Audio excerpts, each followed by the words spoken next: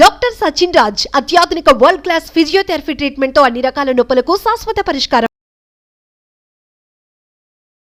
నమస్తే శశికాంత్ గారు. సానియా మిర్జా ఎవరికి తెలియని పేరైతే కాదు ఆవిడది. సార్, మరి వీళ్ళ విడాకులకు సంబంధించి మనం రకరకాల వార్తలు వింటున్నాం. అసలు నిజాలేంటి, ఎందుకు విడిపోయారు, దానికి గల కారణాలు ఏంటి? సానియా మిర్జా తెలియని వాళ్ళు ఎవరు ఇండియాలో లేరండి. ఇన్ఫ్యాక్ట్ వరల్డ్ ఎవరు లేరు. Because Sania Mirza was a brand ambassador for our country. Telangana government కూడా తనకి ఎంతో ఇవి ఇచ్చారు, brand ambassador for Telangana state also for some time, and brand ambassador for country in lawn tennis. అండ్ ఈమె ప్రతిభ గురించి తెలియని వ్యక్తి ఎవరు లేరు అంటే అది అతిశక్తిగానే కాదు. అయితే మనము చిన్న డిస్టర్బెన్స్ చూస్తాం జరిగింది. దీనికి 2010లో అనుకుంటా వివాహం జరిగింది. And if I'm not wrong, Taj కృష్ణలో చాలా గ్రాండ్గా చేస్తారు రిసెప్షన్, మ్యారేజ్. ఓకే, తాజ్ కృష్ణలో చేశారు. అండ్ అలాగే షోయబ్ మలిక్ కూడా is an allrounder cricketer in Pakistan team. చాలా పెద్ద పేరు సాధించాడు ఆయన. అప్పట్లో షోయబ్ మలిక్కి ఇండియాలో కూడా ఫ్యాన్స్ ఉండేవాళ్ళు. 2007 నుంచి 2009 వరకు he was playing a role of captain for Pakistan team.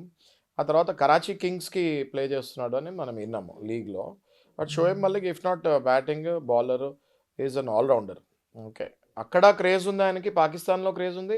Shoaib మలిక్కి Sania Mirza వల్ల, సానియా మిర్జా పెళ్లి చేసుకోక ముందు కూడా షోయబ్ మలిక్కి యాజ్ ఎ క్రికెటర్ మన భారతదేశంలో కూడా ఆయన అంటే లైక్ చేసేవాళ్ళు. ఇప్పుడు ఎలా మన క్రికెటర్స్ని సచిన్ టెండూల్కర్ని వీళ్ళని ఎలా పాకిస్తాన్లో కూడా కొంతమంది లైక్ చేస్తారో, అట్లనే పాకిస్తాన్ ప్లేయర్స్ అప్పట్లో అఫ్రీది ఇట్లాంటి ప్లేయర్స్ కొంతమంది ఉండేది. అందులో షోయబ్ అఖ్తర్ అని ఉండేవాడు. ఓకే, షోయబ్ మలిక్ని కూడా అలాగే లైక్ చేసేవాళ్ళు. He has got a good fan following ఇండియాలో కూడా ఉంది. ఈ మ్యారేజ్ ఎప్పుడైతే జరిగిందో సానియా మిర్జాకి అండ్ షోయబ్ మలిక్కి ఇద్దరు sports men. Okay, sports men right. So వీళ్ళిద్దరు కూడా స్పోర్ట్స్ ఇండస్ట్రీలో తెలియని వ్యక్తులు ఎవరు లేరు. ఓకే, వీళ్ళిద్దరు కూడా దుబాయ్లో స్థిరపడ్డారని వినటం జరిగింది ఆ తర్వాత. ఓకే, బేసిక్గా నేషనాలిటీ కూడా దుబాయ్ నేషనాలిటీ కూడా తీసుకున్నారు అన్నట్టుగా మన వినికిడి. సో బేసిక్గా వీళ్ళకి కొంతకాలం క్రితం ఏం జరిగిందంటే మన సోషల్ మీడియాలో నుంచి ఒకళ్ళ అకౌంట్ నుంచి ఇంకో అకౌంట్స్ నుంచి మనం చూస్తే ఫొటోస్ లేవు వాళ్ళ ఇద్దరికి సంబంధించి.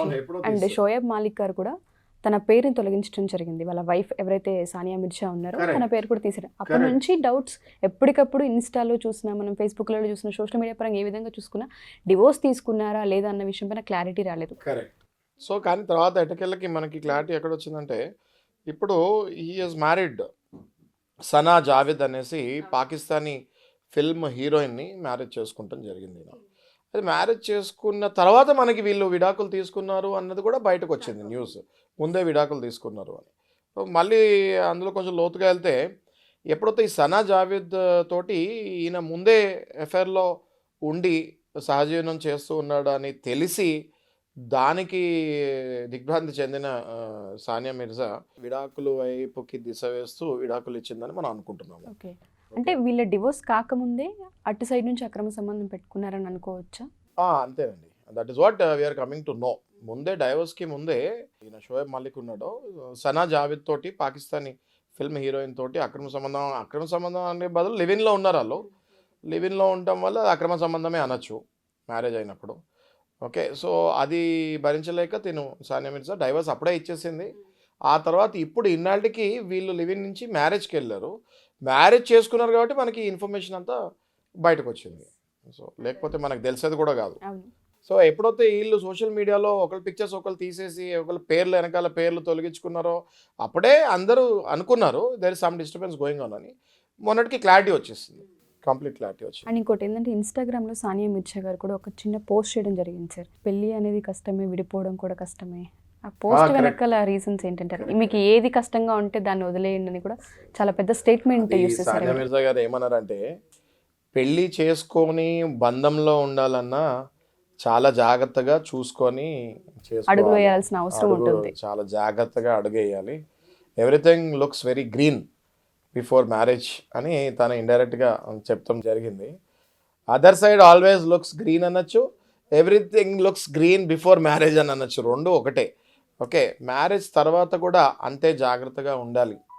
ఒకవేళ మ్యారేజ్కి చేసుకునే ముందు ఎంత జాగ్రత్తగా చేసుకుంటామో మ్యారేజ్ జరిగింది కూడా ఆ మ్యారీడ్ లైఫ్లో, ఆ మ్యారీడ్ రిలేషన్లో కూడా అంతే జాగ్రత్తగా ప్రతిరోజు ఉండాలి. లేకపోతే ఈ రిలేషన్ని మనం కాపాడుకోలేము అన్నది తను ఇండైరెక్ట్గా డైరెక్ట్గా అందరికీ ఒక మెసేజ్ ఇస్తాం జరిగింది. It's a good message to the society, to the new comers in to the married life అని నేను భావిస్తాను. శశికాంత్ గారు, మీరు అన్నట్టుగానే కొన్ని సందర్భాల్లో మనం చూస్తే ఎవరైతే మనకి స్క్రీన్ పైన కనిపిస్తూ ఉంటారో వాళ్ళందరినీ ఒక ఆదర్శంగా మనం తీసుకుంటూ ఉంటాం. వాళ్ళని చూసి కొన్ని నేర్చుకుంటూ ఉంటాం, ఎప్పటికప్పుడు ఇన్స్పైర్ అవుతూ ఉంటుంటాం. బట్ వాళ్ళ జీవితాల వైపు మనం వస్తే డివోర్స్ అన్నది ఈ మధ్యకాలంలో రోజుకొకరిని మనం వింటూనే ఉన్నాం. అది క్రీడా రంగానికి అవ్వచ్చు, సినీ రంగానికి అవ్వచ్చు, రాజకీయ రంగానికి అవ్వచ్చు, ఇంకే రంగమైనా. బట్ లేచినప్పటి నుంచి వాళ్ళ వార్తలు, వాళ్ళ చేసే పనులనే ఇన్స్పైర్ అయ్యే మనం ఈ విషయాలను ఏ విధంగా ఇంపాక్ట్ అవుతాయంటారు? అండ్ నిజ జీవితాల్లో మనం చూసుకుంటే బయట వాళ్ళు కూడా అంత ఈజీగా తీసుకునే అవకాశం ఉంటుంది కదా. అవును, మనము తరతరాలుగా ఈ సెలబ్రిటీస్ ఏం చేస్తే మనం అదే చేస్తాం. కామన్ పబ్లిక్ సెలబ్రిటీ ఏ షర్ట్ వేసుకుంటే ఆ సినిమాలో అదే షర్ట్ వీళ్ళు వేసుకుంటారు. ఇప్పుడు దబంగ్ సినిమాలో సల్మాన్ ఖాన్ బెల్ట్ ఇలా ఇలా అంటాడు. ఆ సినిమా అవగానే అందరు చిన్నపిల్లలతో సహా పెద్ద పిల్లలందరూ బెల్ట్ ఇలా ఇలా టింగ్ టింగ్ టింగ్ అంటుంటారు. అదేంటి అంటే ఒక ఫాలోయింగ్ ఉంటుంది వాళ్ళకి. సెలబ్రిటీ అన్నాక ఆ ఫాలోయింగ్ ఆటోమేటిక్గా కామన్ పబ్లిక్ చేస్తూ ఉంటుంది. మోటివేషనల్ స్పీకర్స్, నేను చెప్పేది ఏంటి అంటే అందరికీ మోటివేషనల్ స్పీకర్స్ వివేక్ బింద్రాది ఎగ్జాంపుల్. మళ్ళీ మన వివేక్ బింద్రా ఒక రకంగా ఆయన స్టోరీ బయటకు వస్తాం వల్ల ఈ మోటివేషన్ స్పీకర్స్ అందరూ కూడా ఒక జలక్ తగులుతాం అయింది. జస్ట్ చెప్తాం కాదు, మీరు మోటివేషనల్ స్పీకర్లు అదొక వ్యాపారంలాగా చేస్తున్నారు. నేను క్లియర్గా చెప్పానండి, మోటివేషనల్ స్పీకర్స్ అదొక వ్యాపారంలాగా చేస్తున్నారు. ఇప్పుడు నేను న్యాయవాదిని, చట్టంలో ఏం రాసుంటే అది చెప్తాను, అంతేగాని నా ఉద్దేశంలో ఇది రాంగ్ ఇది కరెక్ట్ అంటాను, అది మీరు తీసుకోక్కర్లేదు. మోటివేషన్ స్పీకర్లు కూడా వాళ్ళు బిజినెస్ గురించి ఏదో చెప్తారు, అందరూ అనట్లేదు నేను. 90% అలాగే ఉన్నారు.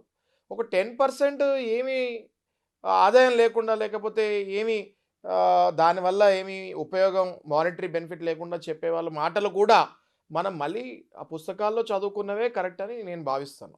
ఎన్నో లైబ్రరీలు ఉన్నాయి, గ్రంథాలయాలు ఉన్నాయి, ఎంతోమంది పెద్ద పెద్ద వాళ్ళు ఎన్నో బుక్స్ రాసి చనిపోయారు. ఆ బుక్స్ చదువుకోండి, అందులో నుంచి తీసుకోండి. కానీ ఎవరు పడితే వాళ్ళు ఇటు చూపిస్తే అటు పరిగెత్తి, ఇటు చూపిస్తే అటు పరిగెడితే లాస్ట్లో అటు పరిగెత్తాల్సి వస్తుంది. Thank you so much Shashikant గారు. సో ఎవరైనా సరే మా ఈ వీడియో చూసిన తర్వాత మీ ఫ్యామిలీలో కనుక ఇటువంటి సిచ్యుయేషన్స్ ఉన్నాయి, మేము ఫేస్ చేస్తూ ఉన్నాం, తెలియకుండానే ఫ్యామిలీ అంతా సఫర్ అవుతూ ఉన్నామని మీరు కనుక అనుకుంటే శశికాంత్ గారు ఖచ్చితంగా మీ సైడ్ నిలబడటం జరుగుతూ ఉంటుంది. సో ఎవరైనా అప్రోచ్ అవ్వాలి అనుకున్నా కాల్ అపాయింట్మెంట్ త్రూ మీరు ఖచ్చితంగా ఎంక్వైరీ చేయొచ్చు. కింద స్క్రోల్ అవుతున్న కాంటాక్ట్ నెంబర్ని కాంటాక్ట్ చేస్తే తప్పకుండా శశికాంత్ గారికి మీకు పూర్తి వివరాలు ఇస్తారు. Thank you.